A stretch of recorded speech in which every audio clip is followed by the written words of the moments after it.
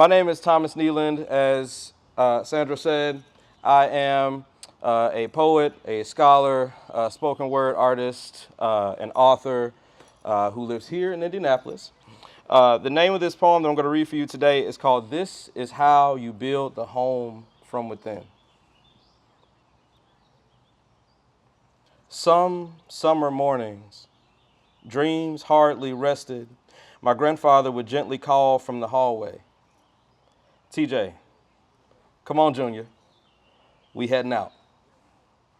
And I, eyes crusted from syrupy sweet dreams, would rise and reach over into the closet for the cleanest pair of grass paint stained jeans, a rustic band camp t-shirt, and grass cutting shoes, with a solid black cap to block the high noon sun, 'cause I knew what we were about to do.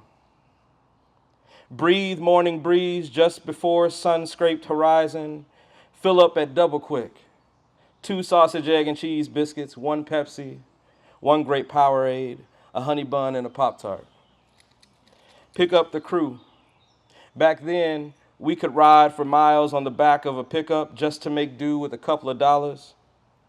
We got roof work to do. I never got to work the roof, though. I could only climb the ladder, carrying black shingles over my shoulder.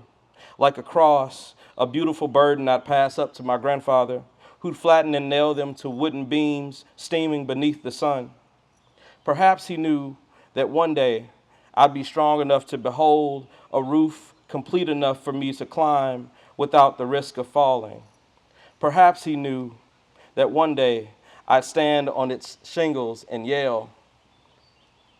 This older me understands now.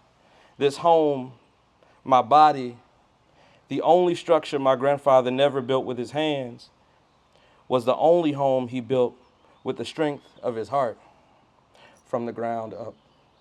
Thank you.